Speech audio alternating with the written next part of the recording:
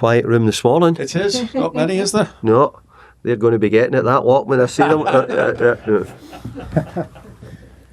Good morning, everyone. Welcome to our pre-match press conference to preview our game against Wolves, and we'll start off with Alan at Sky. Thanks, Andy. Morning, David. Morning. Winning is a great habit to get into, isn't it? 2 wins in the 2 games at Hill Dickinson Stadium. Great for confidence, really. How are you feeling at the moment about it? Well, it was a really good victory. The Premier League victory was a great win against Brighton. Brighton are a very good side and never easy to play against. So to get the first win was great. And obviously we backed up with a cup win in midweek, which never easy. Any of the cup games are never easy, and pleased to get through. Yeah, smiles on the face of the fans, smiles on the face of the players as well. Especially Jack Grealish. How pleased are you with how quickly he's settled in at the club? I'm really pleased because he's a real talent and someone who we're hoping that we can help get back to the levels where he's produced over many years. So he's helped us already. He's suddenly got a couple of games back to back. So I hope we can continue to build on it. Get fitter, stronger, and get used to playing again. Really, I mean, the fans are excited with the attacking players that you've got in the squad, David. The likes of Iliman Ndiaye, Jack Grealish, Tyler Dibling, and Carlos Alcaraz. All in the same side. I mean, some people would say it goes against the sort of David Moyes mantra of the past. Yeah, well, that's what people might think. It's always been the thought that I want my teams to be entertaining. I want them to try and score as goals whenever we can.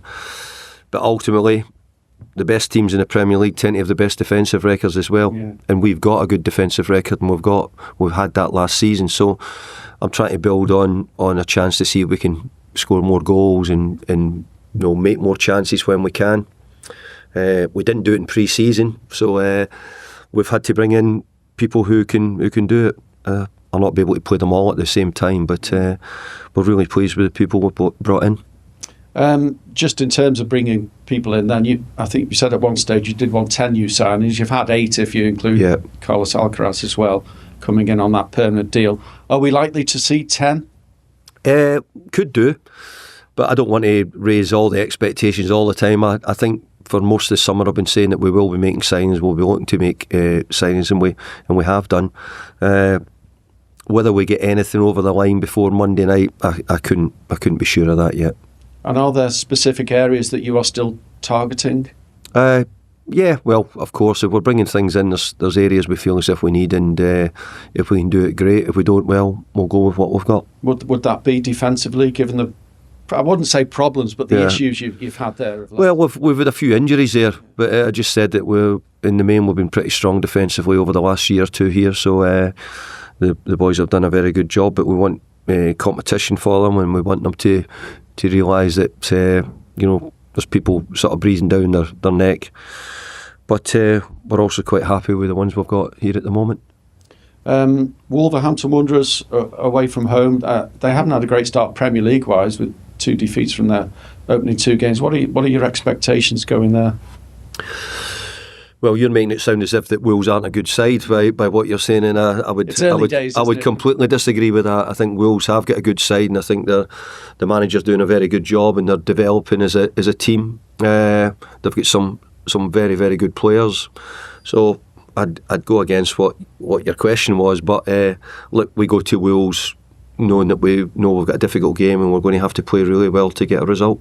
What you have done, though, David, is since your arrival again in January, is improved that away form, which has been crucial for Everton over the years, getting points on the road. I know the strength will hopefully be at Hill Dickinson Stadium, but points on the road in the Premier League is vital, isn't it?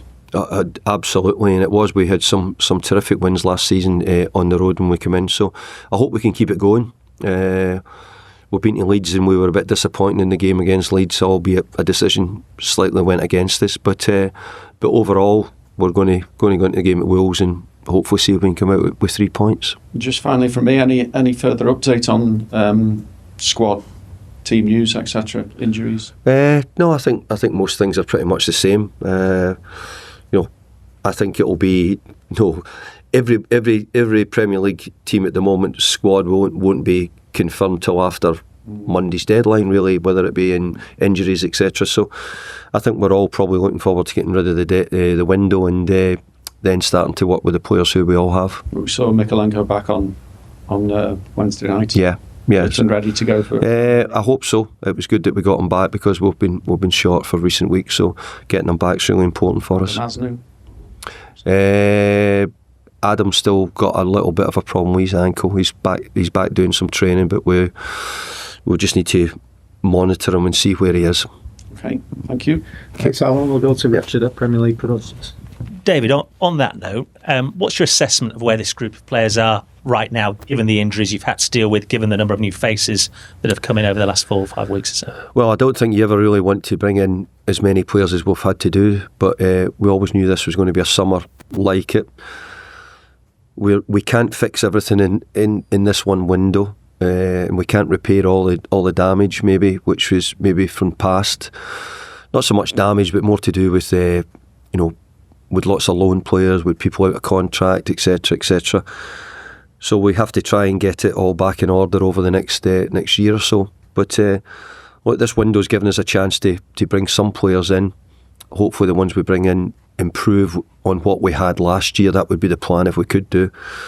But I have to say the players who played for me last year and with me, I thought were fantastic from January onwards. They really did. Their results, their attitude, their commitment, and we want that to stay at Everton. It's really important to the club. And given the injuries and players playing out of position, thinking Illiman played on the right obviously last week, James Garner's played at left back, how much are these players showing you in terms of their versatility and what they can do for you? Well, I think versatility is a big part of football now. I think you have to be able to play at times in numerous positions. I think it's more relevant in the modern day football than it's probably ever been. So it wasn't by design that we had to play them where injuries caused us for different things. Ellie's different. Ellie can play on the right or the left. It doesn't really matter to Ellie, so we're quite comfortable with that. And you've spoken about the attacking qualities that Jack brings to the club. At this point in time with where Everton are his leadership qualities proven to be just as important? I think his experience will be hugely important. He's played in huge games and also played with some great players. So I'm hoping that his nous helps us, and we need it here because we've got to make sure that we keep a level of experience in the team round the club. I think that's important, even being a Premier League team. That if you want to remain a Premier League team, that you do have that big level of experience. And you've just warned us about some sort of complacency when we talk about Wolves. With that in mind, how do you approach the game on Saturday? Well, I didn't mention anything about complacency. I just said that we've just got to make sure that the questions come in are giving Wolves the due respect which they are. Wolves have got a good team and they've got many good players. So we'll go there knowing that it will be a really tough game. And just finally from me, in terms of everything you've spoken about, has this been one of the trickier Augusts in your managerial career? Yeah, I think it has been. I felt that really since we beat Newcastle away from home in the last game of the season last year, and since that day I've really been working on recruitment, and I found it a really difficult summer for us regarding bringing over a lot of players who have chosen not to come, and we've had to work really hard and putting in a lot of hours to try and make sure that we get enough players in. At the moment our squad numbers are still small, but if things change maybe before Monday, then that would be good. Best of luck. Cheers, thank you. Thanks, Richard. We'll go to Julia at Radio on the other side. Morning, David. Morning. Mansfield was your 500th managerial win. Tomorrow will be your 542nd game as an Everton manager, equaling Howard Kendall's record. You talk about... I didn't know if you knew that stat. I didn't, no. I didn't know them at all. And I don't know if that's a good record or not, 500 wins. but anyway, I'll take it. It sounds okay. Celebrate it anyway. Yeah, I will do it. There's some just, when you're talking about that rebuild, though, with Everton and, hitting that kind of number and equaling Howard Kendall's record, I just wondered how you have found this rebuild since you've come in as your second spell. Well, look, the biggest thing I think about is we've got a wonderful new stadium, and I think it's really important that we try and get a wonderful team, not a new team, but a wonderful team if we can get that. We're trying to give the supporters something to shout about. I I hope they realise that we can't do everything right away, and we might not get everything right immediately, but we'll try and get things back on the right track, and we'll try and bring in players who'll give us what we didn't have, which was probably a lack of goals last season as much as anything. So we're trying to bring in some players who can give us more goals, more assists, etc., so that we can get a greater goal tally. And as I said, look, we'll need to keep working at it. It's not going to be done in this window. And even just now, I'm still talking. Even with the window still open, I'm still talking about. We've got January window, and we've also got next summer, because of just the way it is to make things right. It's going to take a while. When you talk about that, when players are linked to Everton at the moment, people will say, "Oh, he's a David Moyes style player," or "That's not." I just thought I'll ask you, what is a David Moyes style player that you would be looking for? Well, look, it's a good question, and I'd say I don't think I've got anything which is any style. I've got to say, I watch so much football, and I look at players, I admire them, all different types of players. But I think it's what we think the team needs. There'll be times when we're saying, we need a attacking winger. We need more speed, or we're needing maybe more stature, or we're needing more pace. So all those things we start to look at to see what's required. So I don't think it's necessarily down to what David Moyes wants, or a David Moyes player. I think more to do with what Everton requires. Everton requires everybody to come with a brilliant character, committed, accepting that we might not be absolutely correct in everything we do, but the players here are very strong. We want them to remain that. So everybody we bring in, we want them to have a great character. Harrison Armstrong midweek, 2 assists. He got player of the match as well, and played probably rather like a senior player that had more games under his belt. Does that mean a loan for him is off the cards? Do you feel he can learn more with you now? Well, I've got to say, I think that a loan's there if we want for him. There's plenty of teams who want to take him on loan. He played really well in midweek. He showed that he's got the potential to be a future Everton player, that's for sure. So we've got a decision. Do we think we're going to give him enough games between now and say even January? You have to remember, in January we've got African nations where we'll lose 2 or 3 players to African nations. So we've got that in our thought process. Even in buying players, you're always a bit worried. Are they going to AFCON, for example? So because we're going to be losing numbers in January as well.